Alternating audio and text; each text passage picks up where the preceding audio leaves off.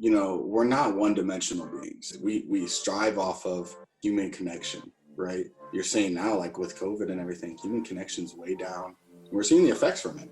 This interconnectedness is something that is not spoken enough on, and it's not, the holism factor isn't nearly enough presented to a patient to make sure that they're keeping that in check too, and letting them know there's not one part of you that doesn't work without the other part. It's that Swiss watch principle of each gear has its place, and if a gear isn't working right, it can affect other places, right? And that can go from, if I'm feeling bad physically, it can affect me emotionally, it can affect me with my spouse. It can have its detrimental effects, and if we don't recognize it, it's going to catch up with us. Because you see patients and they're hurting and they're in pain, and you want to help them, but first you have to help them with the organ between the ears and say, listen, the body is telling you something, we just have to figure it out. And there's hope too. I mean, the biggest thing is we want to be a hope dealer. We want to bring people in and let them know you're not defined by whatever it is that you have going on. Because not only that does it release the crutch, but also empowers them. And that empowerment is the biggest thing that I want to reach with all my patients.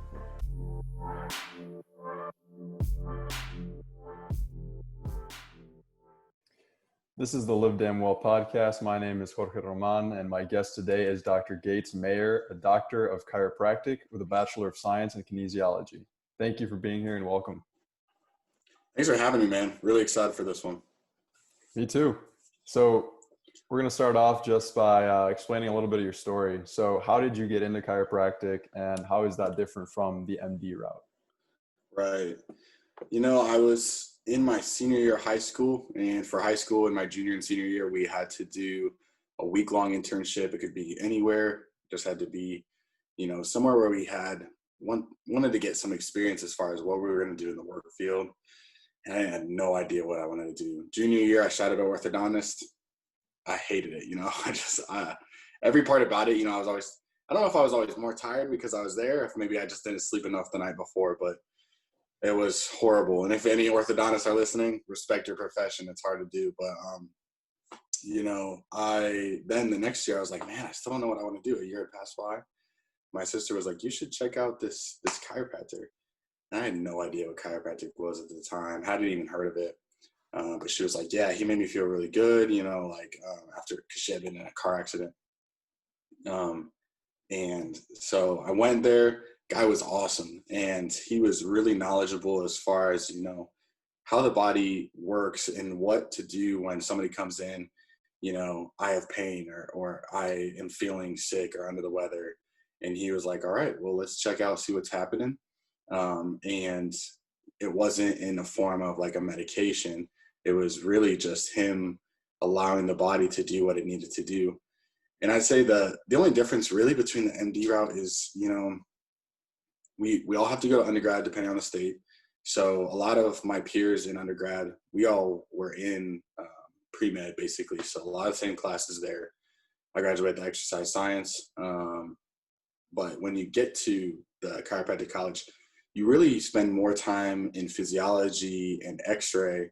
And other than that, the hours are pretty much the same, other than, MDs are getting a lot more time in medication, right? Because that's what they're mostly skilled at. And we're learning adjustments. So we're learning how to adjustments in biomechanics, how the body's supposed to move, what happens if it's not moving right, and maybe some other different active modalities such as different stretches or active care, different things like that. So the adjustments really is what set us apart, because we're not learning medication. We don't do that. So, but other than that, pretty much the same as far as hours go. Same topics too. We'll get into that a little bit later on, because that's something that I just had a guest on a few days ago, a functional medicine doctor, and he was telling me, pretty much exactly what you're telling me, like why there's this huge difference in approach in alternative health, even like from functional medicine, chiropractic to the normal allopathic medicine. And we'll get into that a little bit. And actually, like, that leads me into something that we talked about last week a little bit. Like, the amount of time that a conventional doctor spends on average is ridiculously low. I mean, anywhere from 7 to 16 minutes is what I found to be the average in the US. Like, really, what can you do in such a short amount of time? Yeah, I mean, you know, with that, you got to focus on patient connection, you know, that short amount of time, you know, with chiropractic and different things, because sometimes chiropractors see maybe even patients less than that, you know. It just is dependent upon how much you're willing to put in and pour into your patient. You know, are you willing to, you know, with that short amount of time, you can make it work, but you got to be really skilled at patient connection. You know, we were just talking about that, really understanding where the patient's going, where their problems are, how you can help them. You're that coach. So really in that short amount of time, it's hard. I can't even imagine, you know, like if I'm a baseball player. So if I was to get coaching from somebody and they're like, all right, we're just going to spend 7 minutes learning this one thing, and that was it, you know, it'd be so super weird. And so our patients need more, really. Yeah, that's a good analogy. Yeah. Yeah, but like the thing is, it's not necessarily, you know, it's not necessarily like a bad thing that most doctors, like even functional medicine doctors, even alternative health doctors, like there really is not enough time. Like the reason that Right. you're going to a doctor or a chiropractor is because, you know, like there's something immediately wrong. There's something blatantly wrong with you, right? So the thing is, that's good in the moment. And like, yeah, if you have some sort of bacterial infection, like go to the doctor and, you know, Right. get an antibiotic, right? But the preventative part is the part that's missing. And that's the Right. hours and hours and hours of education that you need to have with a person. So, for example, like nutrition, sure, you could go to the doctor, you could talk to him a little bit about nutrition, but maybe he'll have like 20, 30 minutes, like max. And that's really pushing it to talk Yeah. about nutrition when you could spend days and days just on that same subject. So, Yeah. You know, I think that's something too, what sets, and I'm sure functional medicine is probably some of this, but chiropractic apart is because it's a compounding effect. You know, people always say, well, do I have to see my chiropractor this much, or do I have to come in? Sometimes it's once a week, you know, for a good period of time. And it's that preventative measure that you're talking like that about. But more than that, we're educating our patients. Like, how you doing? How's the mental stress? What's your eating been like? So that's that compounding effect. So how often are you getting into? And a lot of times with your MD, once a year, if that, you know, and with functional medicine, I don't, you know, probably a lot more than that, considering there's different things that go into play with that for sure. right, pretty similar. Yeah. So one topic that I want to get into is this concept of holism and like interconnectedness. That's Yeah. something that I really want to touch on because like that's again that touches back to the different approaches that you take with different medical models, right? Because you know exercise, for example, that's not only going to improve cardiovascular health, you know, how your muscles look, but that's going to improve immune health, brain health, you know, like virtually everything, right? So Yep. this approach that we take to things like flying a rocket to the moon, right? Like this mathematical, you know, with physics, right? That helps us in some ways, but it doesn't seem to be working when we're talking about something that's living. So Right. what do you think about that concept, like holism, when it comes to health? It's something that, you know, is vastly underutilized and unspoken. I think, you know, we've gotten to this realm of, and it's weird because in everything else, you know, we're not one-dimensional beings, right? You don't like just walk down the street and be like, I'm gonna laugh, you know, or like I'm going to cry at this moment. You know, we're interconnected with everything, our emotions, and not only that, like you had mentioned, everything comes into play with, we strive off of human connection, right? You're saying now, like with COVID and everything, human connection's way down, and we're seeing the effects from it. And this interconnectedness is something that is not spoken enough on, and it's not, the holism factor isn't nearly enough presented to a patient to make sure that they're keeping that in check too. And just presenting, like you said, education, letting them know, hey, it's all connected. There's not one part of you that doesn't work without the other part. It's those, we talked about this last time, that Swiss watch principle of each gear has its place. And if a gear isn't working right, it can affect other places, right? And that can go from, if I'm feeling bad physically, it can affect me emotionally. It can affect me with, my spouse or anything like that. It can have its detrimental effects. And if we don't recognize it, it's going to catch up with us. And it has in a lot of circumstances now. Right. And yeah, that's something that a lot of the functional medicine doctors, and I know chiropractors, think about way more. It's treating the patient as opposed to like a disease, right? Because when we get into the problem of like, oh, look, this person has high cholesterol, give them a statin, right? Because it's going to lower their cholesterol, and that's it. That's no other thing, right? It's like, no, that affects the entire system of the person. Like, you give a person a statin, that's like, sure, might have some, like, it might be efficacious, right? It might lower their cholesterol a little bit. And, but again, that's controversial whether or not that's actually helpful or not, but that's a different topic. But really, like, treating the whole person, like, first of all, why does this person have cholesterol that's high? Is it, diet? And like, stress also has some effect on that. Like, you need to look at the whole person. Yeah. All of those play a key role. Right. For real. Yeah. Yeah. So in my book, I talk a lot about stressors, right? So like all these things that compound day in, day out, that inconspicuous, right? We don't even think twice about them. They've just become a part of normal modern life, right? And things like too much exercise, not enough, poor sleep, emotional stress, chemical stress, and a bunch of other things, right? So the common misconception is, all stress is bad, we need to avoid it at all costs, right? But how do you understand stress, and what's its role in chiropractic care? Yeah, I like how you had put it in the book, because there's all these things that come into play, and it's easy to get overwhelmed by them, because it's, okay, well, what do I do that's right? Or what do I do that's wrong? How do I know what stress is good, what's bad?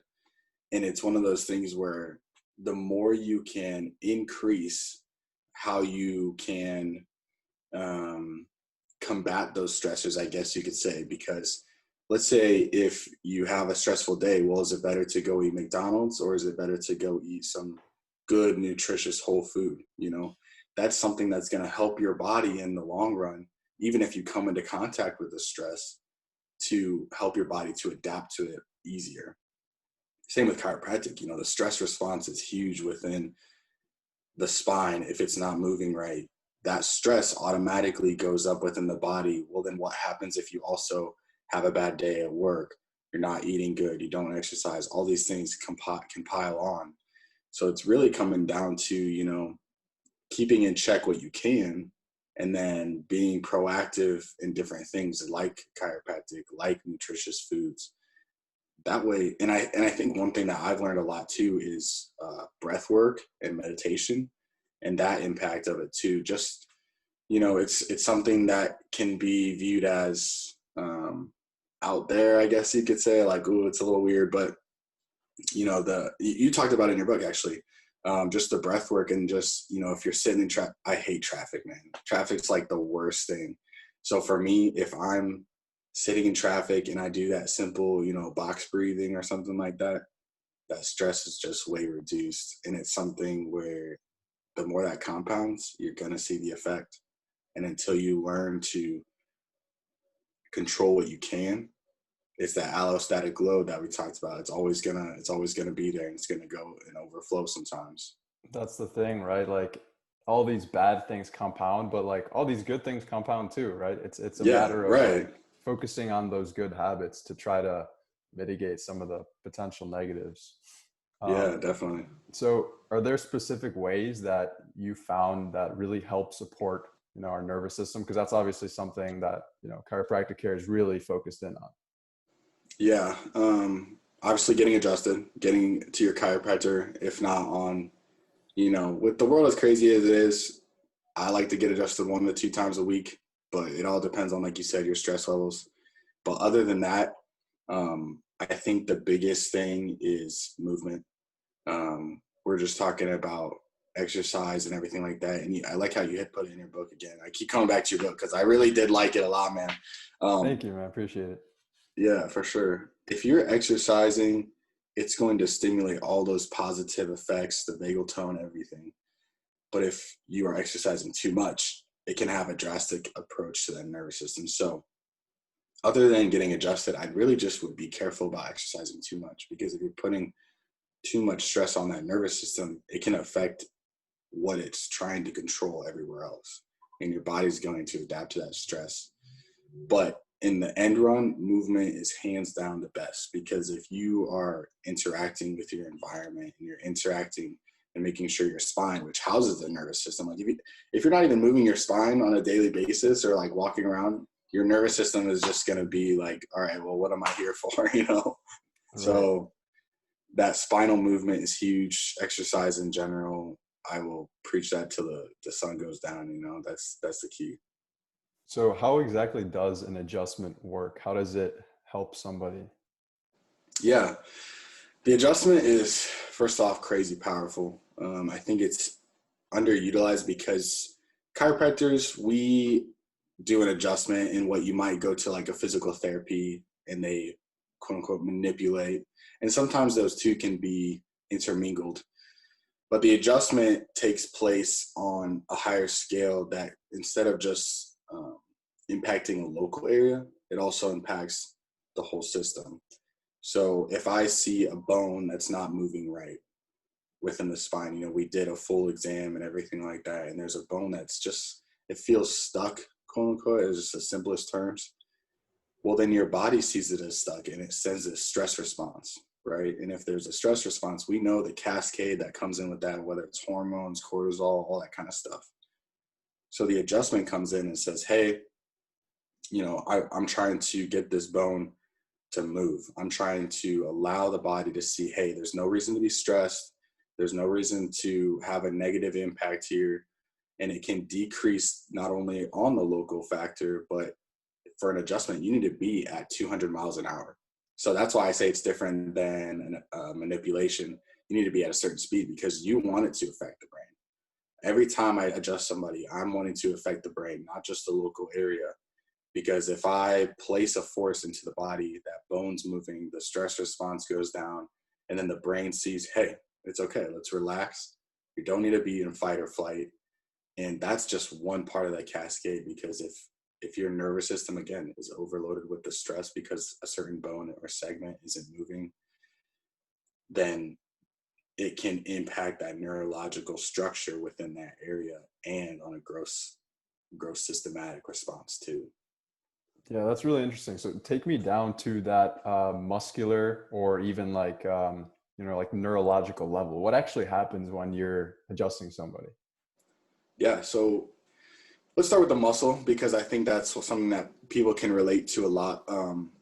Within the muscle itself, you talk a lot about it, the stretch response, right? You have the Golgi tendon organs and everything like that. If that muscle is in tension, right, it's locked in place. This comes back to the holism concept. Okay, well, why is it locked in place? Why doesn't it want to have the bone move through its entire range of motion? There's 3 ranges of motion that it moves through, really. Well, the rigidity of that muscle could be caused by a sympathetic response. When you think about when you're stressed, are you relaxed? Like you just got a massage. Are you relaxed or anything like that? Or are you kind of more rigid and like tense? It's the rigidity and tense. So it's the body's natural stress response within the muscle to lock that down. And that can come in place. The reason for that, and we kind of touched on it earlier, is those stressors.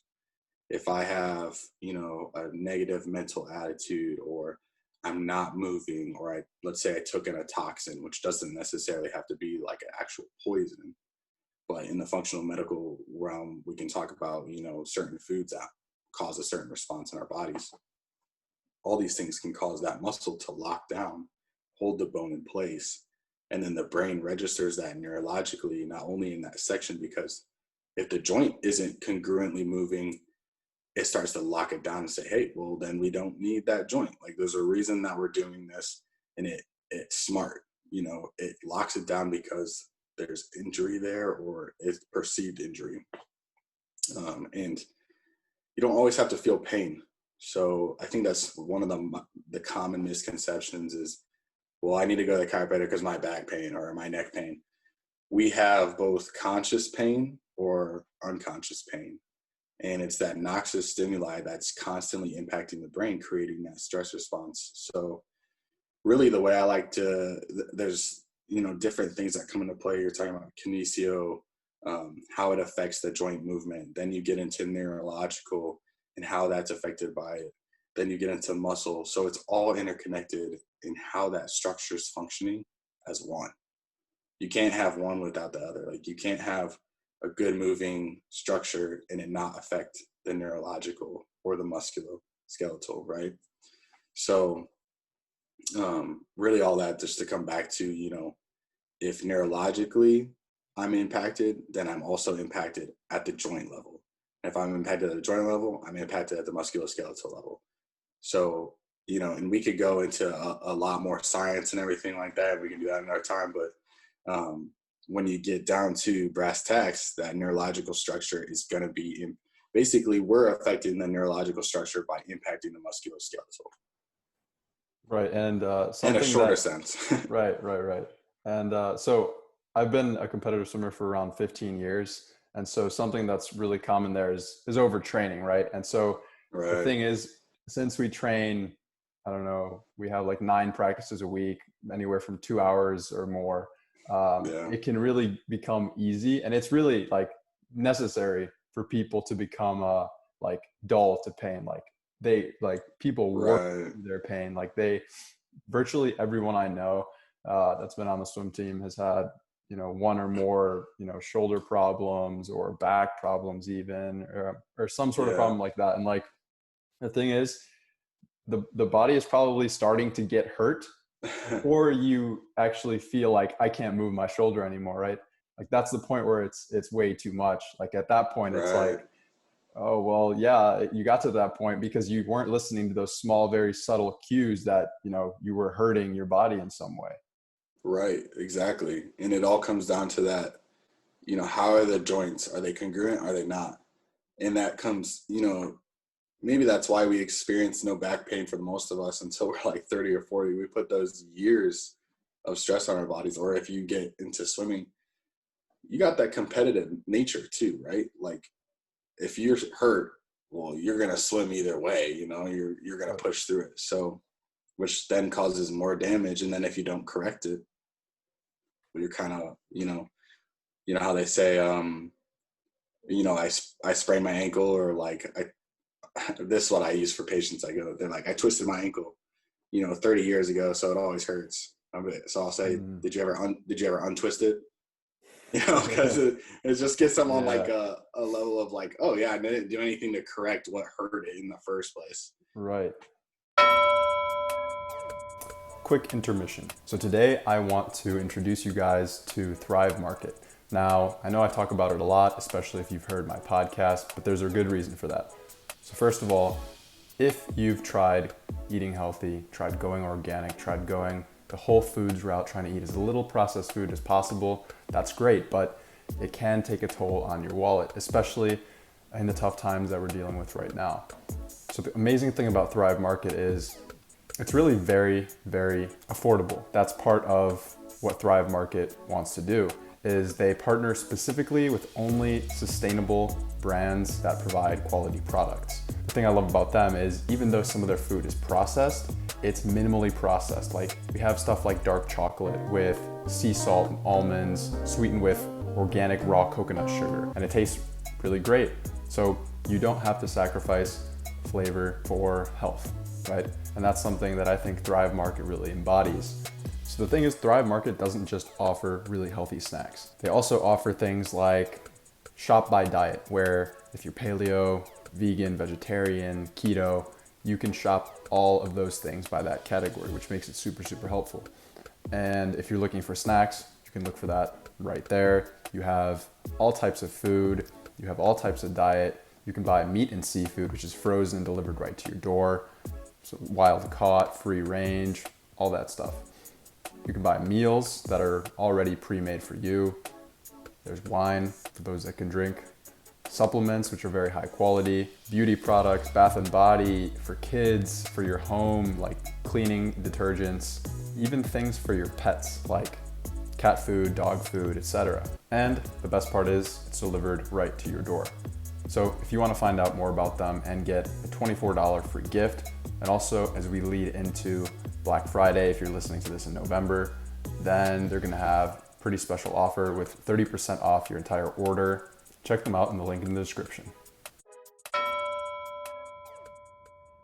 Right, yeah, I like that. So you have this quote on your Instagram, which really stood out to me the first time I saw it. It says, pretty simple, the body does not make mistakes. And to me, that seems pretty clear, and I agree with that. But to many others, not so much. We talked about last week how, some people even got like angry with you because they've been dealing with a disease for so long. And like, yep. Most conventional practitioners will say, oh, you have to endure this. It's just really crappy genetics. So what is your take on that? Can you explain what that means? Yeah, this has really become almost like my catchphrase, really, just because patients do come in and they do get angry because they latch on to maybe not a diagnosis, but maybe they latch on to, well, I've had back pain for 15 years. It's just part of who I am. And so when you tell them, hey, there's a reason this is going on, the body is not a mistake, it takes them back because they've grown accustomed to it, but then it's become almost like a crutch for them. You know what I mean? So for me, I was like, the body's not making mistakes. If you have pain, or even like, let's go a bit deeper, which this might offend somebody, but if you have a defect, that's not a mistake. It's there, or let's talk about autoimmune conditions too. It's not a mistake. There's a reason that the body responded in the way that it did, because it's smart. Our genes are the same that they've been over thousands of years. And they're smart because they adapt to the stressors placed on it, whether that came about through a defect or an autoimmune condition, or let's just say back pain. The body utilizes that as a protective mechanism. And it's weird because it's like, okay, well, something's still wrong in our perceived eye, but it comes down to a protective mechanism to keep your body alive every time. And your body is always striving for that. If you go and walk out in a blizzard, you're going to get frostbite. Why? Well, did the body make a mistake, or is it trying to keep you alive because it took the blood from your appendages, right? So it's become a catchphrase of mine because you see patients and they're hurting and they're in pain and you want to help them, but first you have to help them with the organ between the ears and say, listen, the body is telling you something. We just have to figure it out. And there's hope too. I mean, the biggest thing is we want to be a hope dealer. We want to bring people in and let them know you're not defined by whatever it is that you have going on. Because not only that does it release the crutch, but also empowers them. And that empowerment is the biggest thing that I want to reach with all my patients. Right. That's super powerful. Yeah. I think it becomes a psychological thing at that point because, I mean, it's common knowledge that the placebo effect is super important. And that's like the one thing, like it can even be measured, right? So sure. Yeah. Like they'll come into a conventional medicine, an office, and, they'll already have this issue with the back pain, for example. And then they'll tell them, oh, there's nothing we can do. Sorry. It's just the way it is. And then they'll be like, oh, this person's a doctor. They're credible. I'm going to trust what they say. And like, yeah, to a certain extent, of course. Right. But that's where it becomes like a self-fulfilling prophecy, because then, that's the mind is a powerful thing. And if you start to tell it that it's irreversible, well, you're not going to look for ways to possibly reverse it. Right. Exactly. That's so true.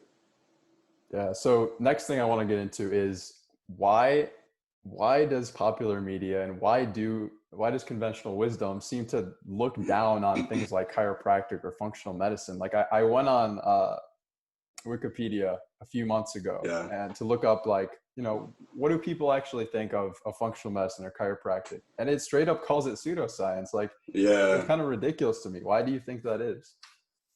Yeah, I love this because, for chiropractic's been around for 125 years. So we're relatively a new profession, still young, even though bone setting and like predates what chiropractic necessarily has been officially recognized. But it comes down to, there's a bunch of different factors. And I think a couple of the biggest ones are, sorry, I wrote down some notes on this one here. Really, on top of being a new profession, we had to come into our own and say, what's going on when we do an adjustment? Well, they didn't have the science that we have now, right? We were like, okay, well, based on what's being changed, how can we, logically assume what's happening? And for us, it was, oh, well, the nervous system controls all your organs, structures, functions, everything. So if somebody comes in, the very first chiropractic patient, he was actually deaf. And D.D. Palmer adjusted him and his hearing was restored. So for him, and when you tell somebody that, and if you were like, dude, we call it quacks a lot, obviously. And so that's ridiculous. Like, you can't just move this bone and have it restore hearing. Like, who do you think you are? Like, so a lot of it comes down to new profession. We're trying to find our own, but then with that, it's a lot of over promising and under delivering from chiropractors too. Because if that's our premise, the nervous system holds the entire power of the body, which it does. But it doesn't necessarily mean that it's not always A plus B equals C. It's not every time we adjust a bone, well, then your cancer will disappear because the nervous system is housing everything. Even though that's true, there's still more that goes into that. And while it always will enhance your health, it doesn't always necessarily cure your health. So a lot of over-promising, under-delivering. I think a lot of misunderstanding from the AMA, so that's American Medical Association. And it's funny because when chiropractic was first coming around, chiropractors were getting jailed. There was, MDs weren't allowed to associate with chiropractors, no referrals, otherwise you'd lose your license, because they thought we were practicing medicine because we were getting good results, and it's not always things like, what they might have been dealing with, but chiropractic came along the scene and we started giving people answers for stuff that they had that MDs couldn't at the time. So there was this huge lawsuit and everything like that. So I think a lot of it comes down, and they even created a committee on quackery, which is really funny if you look it up, because it is labeled as that pseudoscience because it does go against the norm. It goes against the conventional approach of pathology being the number one instead of health being the number one. And for us, it was, we came into our own saying we want to make the biggest impact we can by utilizing something that's physiologically congruent with the body. And that's one thing that I love about chiropractic, is physiologically congruent. We're not trying to, it sounds funny, but we're not trying to treat anything, because of insurance, we have to make it look that way, but we're not trying to treat your back pain. We're trying to get your nervous system to function optimally. And if your back pain ceases, awesome. But a good chiropractor isn't treating anything. We're just trying to enhance that nervous system. What the body does with that, that's where that power comes from. That's awesome. Yeah. Which seems like quackery to a lot of people. Right. No, it definitely does. And it'll be a fight which will continue to be fought for a while, yep, I think. Definitely will. And so something I've come to learn recently, and something that I talked about on a past interview with that functional medicine doctor, is the thing is, it's the thing that a lot of conventional practitioners use in order to, justify that pseudoscience quackery statements that they make, is absence of evidence, right?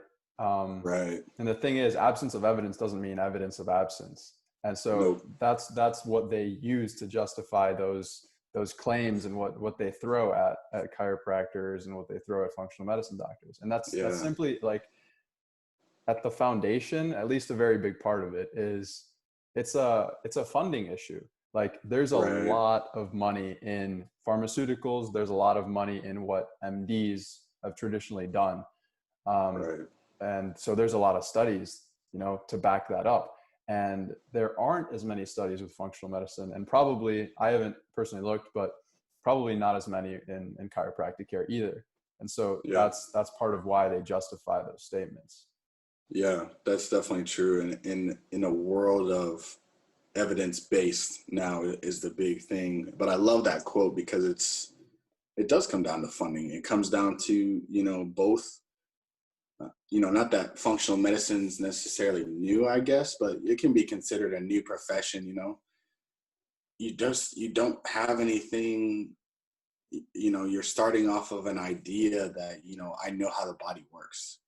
And for me, that's evidence alone. If you have something that's physiologically congruent, such as functional medicine or chiropractic, I mean, why isn't that talked about enough? I don't know, but I think you nailed it on the head right there. I'm going to do a few rapid fire questions here at the end, but Right on.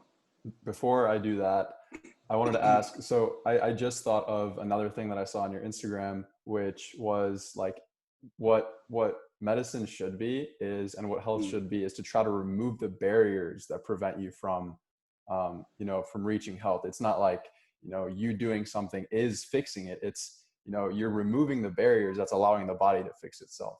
So I wanted to Yeah, get your thoughts on that.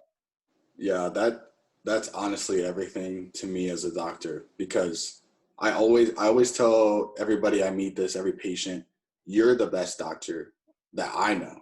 Your body knows way more about its hormonal system, its pain, its neurological system than I could ever know. So for me, if I can remove any barrier keeping your body from functioning normal, so those are things like, well, I know bad food is inhibits that. I know poor moving spine inhibits that. I know lack of movement inhibits that. So for me, I'm going to do everything I can to show you, quote unquote, show you how to live and adjust you so that you have no barriers, and then your body's at full potential. And if your body's at full potential, then what disease is it not going to be able to fight? There's nothing. You talk about cancer primarily being a lifestyle choice disease. There's nothing that it can fight. Your body can't fight. We've been made to fight any virus, anything, if you really take your health as a priority. So that's my motto as a doc, is really, I'm not, this goes back to, I'm not trying to treat anything. I'm just trying to release anything inside you that is keeping you from being at your optimal health, because you're the best doctor I know. Yeah, that's awesome. And it's kind of controversial to be saying a little bit of what we're talking about right now, because right now there's this huge fear that's going around over a virus right now, right? And Right. it's this conflict between germ theory and terrain theory, really. And the thing is, obviously it's still pretty controversial, but a concept that I've learned recently is, a healthy body cannot support disease. So an Yeah. unhealthy body welcomes in disease. And, like all of the research that I did leading up to my book, Return to Human, is really showing that with all of the statistics that we now have. I mean, we have like 94% of people who died from it had, one or more. I think the average is 2 comorbidities, right? Like that's Right. profound, that's severe. And so most of those are actually lifestyle based, I would say. Yeah. Yeah, it's definitely something where it shows us exactly how vulnerable we are because of how we live and how the rest of the world lives. Because if I when this thing first came about, I was like, I can't wait till the data comes out to just see the impact of who got it, what was their lifestyle like, what else did they have going on. Because like you said, a healthy body does not welcome disease, and it never has. Right. It's also, and this is, I just did a podcast on that with a few of my friends on this. Like, what does healthy actually mean? And it's difficult to Right. define that right now because we're living in this, especially in the US, in this epidemic of chronic disease. We have like, 60% of adults with one or more, 54% of children with one or more, which is, it's terrifying. It's horrible. And, Yeah. that's become the norm now. Like Yeah. if I go outside and go on a walk, that's more than every other person will have one or more, they'll be taking a medication probably. It's more than likely. And Yeah. so it's tough because so many people, even those 6% that maybe didn't have a comorbidity, I can assure you they probably had some sort of, maybe they had a deficiency in something. Like I can't say that, and I'm like, I don't have the evidence right now to support that, but Right. my theory is a lot of those people probably had some sort of subclinical deficiency in something, or Right. even like a deficiency that wasn't seen as important enough to be called a comorbidity. Yeah, that's very true. And something that we do in my office, or we're going to do, is immune system testing. Not seeing, how your immune system is, quote unquote, fighting a pathology, but where your levels at, because like you said, there could be some subclinical thing that's going on. Because we're not, nowadays in the US, we're not taught about health. Health classes are kind of becoming a past thing to have. And if we can see how the immune system is functioning, then what's going to stay in, what's going to keep us from getting there. And that 6%, like you said, no evidence, but we know how the body works. So Right. All right. and, So I don't want to keep you too much longer. So no worries. these next few questions are going to be just like rapid fire. So Cool. what is the one aspect of health which you have personally found to be the most important when it comes to improving someone's health? Um, Kind of hit on this earlier. Other than the adjustment, movement, hands down, exercise is going to Mm-hmm. be, yeah, definitely going to be. You just look at. I think you mentioned it earlier. You just look at all the positive effects that come out of exercise and movement. You can't beat it. Yeah, absolutely. And so just to sidetrack a little bit here, Yeah, for sure. what types of exercise would you specifically recommend? Yeah, that one's always hard because this goes back to patient basis. What somebody needs and what they can handle in their nervous system. Because a lot more people can handle more long distance stuff than others, or a lot more people can handle HIIT exercises. Me personally, I like more heavy lifting, not like powerlifting style, but just heavy lifting. Because if you think about, let's talk about the heart as a muscle. Well, if you're lifting heavy, is your heart going to get exercise from that? Every Right. time. Every time Right. it's going to get exercise from that. So it in itself, maybe you're not focusing on that heart like you can at HIIT. So I prefer to do heavy lifting, and then on the day off, if I'm doing usually some type of yoga or core exercise. I find that works best for me. That might not work best for everybody. And then usually at least one day a week, I'll try to do like some sprints or more cardio based type of thing. Awesome. And then kind of a bleak question that I'm going to be asking pretty much everyone that comes on is, Yeah. no, it's inevitable that we're all going to pass away at some point. Yeah. So the only really things that we leave behind is, some belongings, like children, if you have any, and a legacy, right? You leave a message, like concepts that Right. you gave to the world or something like that. So what does leaving that legacy mean to you, and what message do you want to leave behind? Yeah. I think just the biggest thing is that God made us powerful. He didn't make our bodies with mistakes. We came into this world, not deficient in a certain medication. We came into this world with, something that is, pretty ancient inside of us, I guess you could say. And that always is striving to keep our body alive. So our bodies are just powerful, and God made us that way. That's the legacy I want to leave. And like what you said, it's not about things. So Awesome, man. So where can people find you on social media? Yeah, so Gates Mayer, and then it's underscore DC is my best way. I'm also on Facebook, and I'm going to be releasing my doctor page here pretty soon, and I can send that to you when it comes through. And then Awesome. I'll have hopefully, that. Yeah, I'll have that on the show notes so everyone can take a look at that. yeah, definitely. And then I'll have my clinic up and running here pretty soon. Great. Cool. Well, yeah, I appreciate your time. Thank you for being here. Awesome, man. Thank you so much for having me.